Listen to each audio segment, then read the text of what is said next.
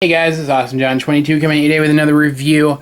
And in this age of generations and combiner wars and things that somehow manage to still be both of those, I've been taking a look at a lot of animated figures. I figure it's about time we got to one of my favorite figures based on one of my favorite characters that, while being quite good, does have its problems. And of course we're going to take a look at those today, along with all the great things about this figure, because there are quite a few of those. So let's go ahead and get into the review proper by getting this guy transformed up into his beast mode through the magic of jump cuts. And here we have Grimlock in his beast mode, and I mean, you can see his sword isn't a part of this mode. It doesn't really fit anywhere, but you can see here he is. He's cool. He's got, his tail's kind of short, but otherwise he's got that same really cool stylized robot T-Rex with the big kind of like dump truck jaw, that he had in the dump truck. What's the word I'm looking for? Scoop. He has a scoop for a jaw that he had in the show. It's very, very close, except I do believe his tail was longer proportionate to his body in the show. I can't be 100% sure of this. I'm not gonna whine about it. I just wish it was longer. It would look better if it was longer, but you'll see when we get to transformation why it couldn't be. And he looks good. He's a good looking dinosaur. He's a good size.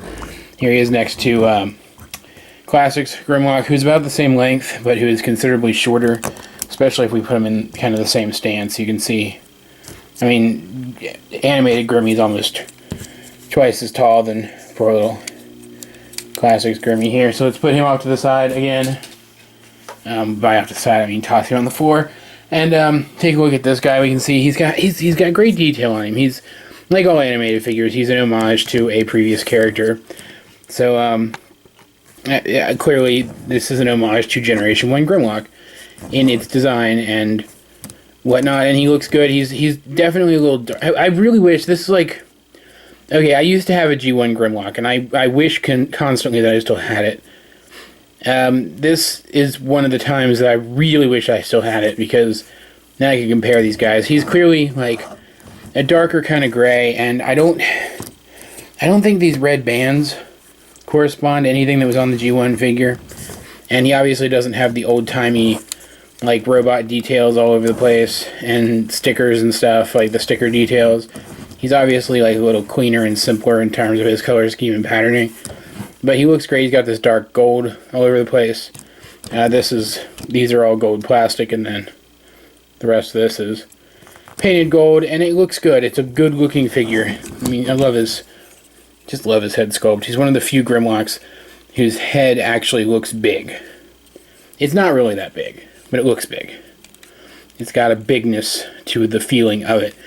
And I like him a lot. I like him a ton. I actually think you can lower his legs down a little bit more.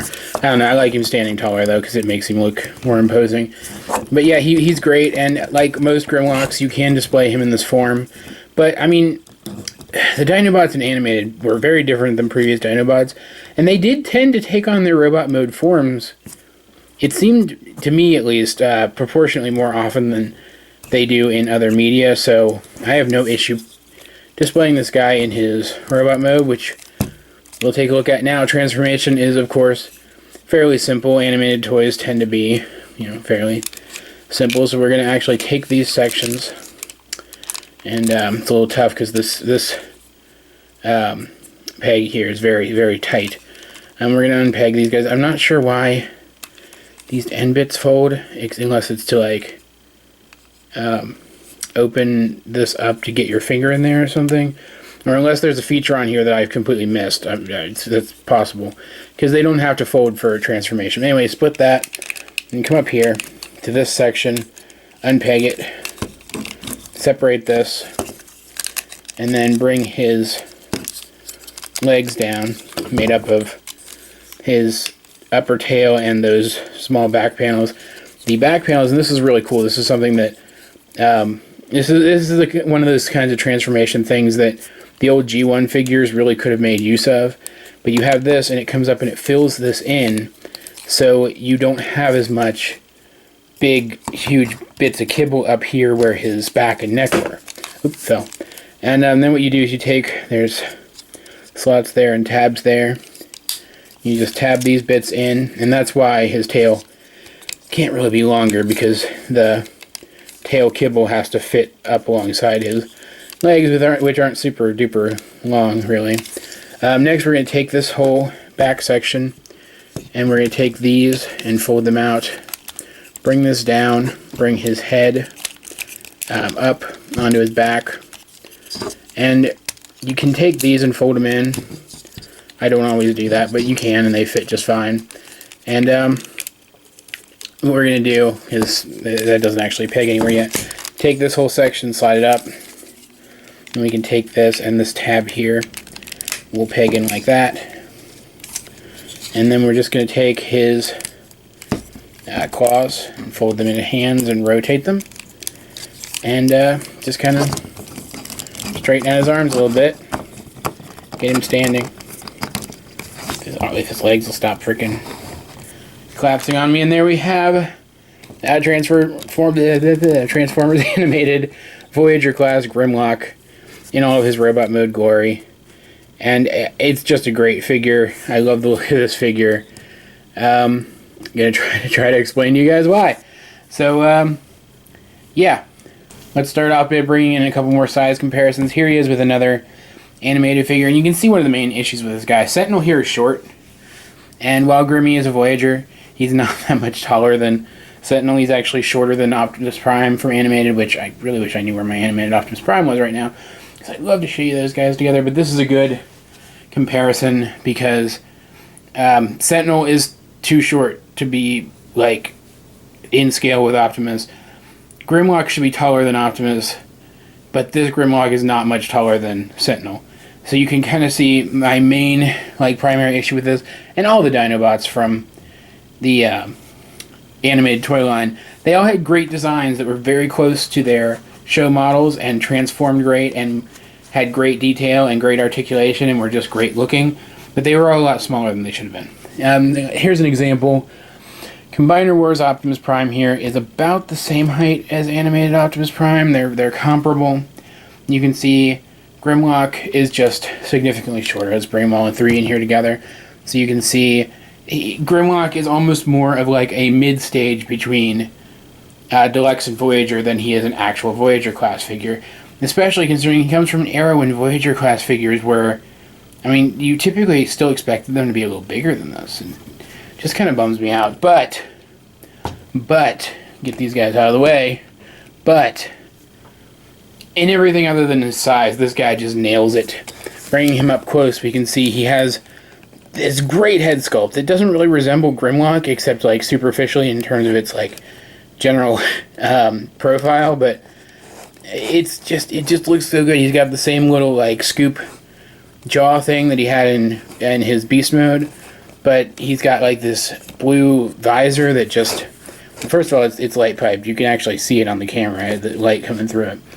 Because the blue's darker than it's showing on camera. But yeah, anyway, it's got light piping. It just gives him this huge amount of personality. And he's got all of his parts end up in the right places for Grimlock.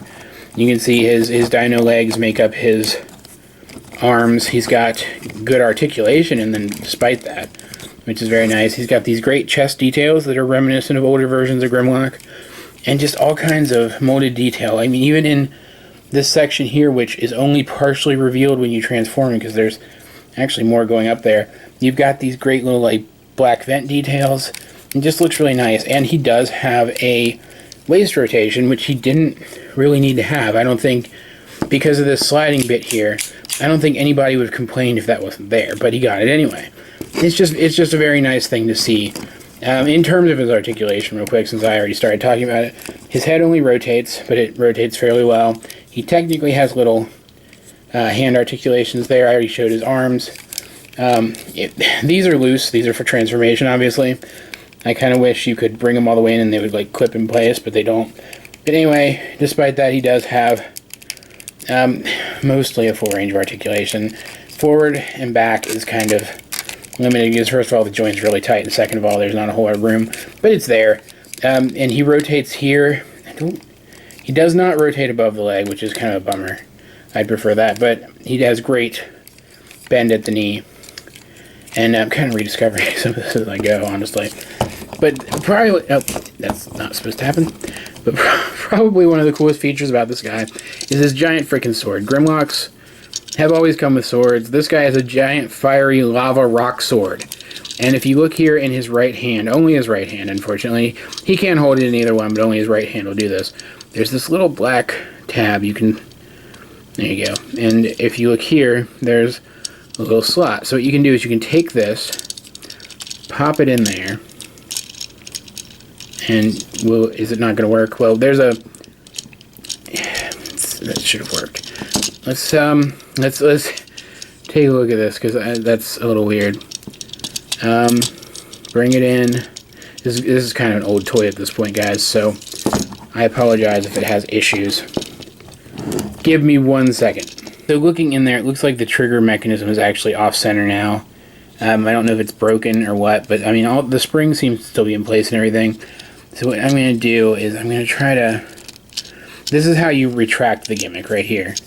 What I'm going to do is I'm going to try to bring in a little piece of metal and show you what it's supposed to do, because it looks like it just got popped out of alignment. This might actually even fix it, so give me 1 more second, guys. Alright, so I brought in my handy-dandy nail clippers, and what I'm going to do... There we go. You can see we pressed this little raised button, and it did not put it back into the right position. I don't know, that's a little frustrating. So that's going to kind of bum me out if that never works again. But anyway, you are supposed to be able to put it in his hand, and then these additional flames pop out, and it just looks very dynamic and very cool. And I wish I could have showed it to you, but at least I was able to show you that the gimmick does function in one way or another. But there you go, Grimlock with his sword, and there isn't like a whole lot more to say about this guy. I mean, all animated figures are fairly simplistic and just well-designed, good figures, and there's not really anything else to get into. They're not super gimmick heavy or anything. So that's Grimlock. He's good. I'm hesitant to say he's great because Animated did such a good job scaling a lot of their characters that this guy almost falls into that lug nut category where he is just so small that it's almost unbearable. But if you put him with the other Dinobots, he looks great. You put him next to somebody who's really tall like Magnus, he looks just great. So it's not terrible. It could have been better, and it means that with as old as the figure is, I'm going to have to say use your best judgment when it comes to whether or not you pick this thing up. It may not be worth it to you in the end. But guys, that's going to be about it for this video. I hope you enjoyed it, because I certainly enjoyed making it, especially because it's a freaking Grimlock figure. Please help me out, like and subscribe, and leave a comment down below if you feel so inclined.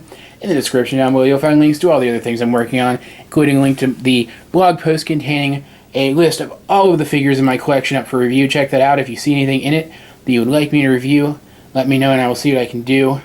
This has been Awesome John 22, and I will talk to you guys later.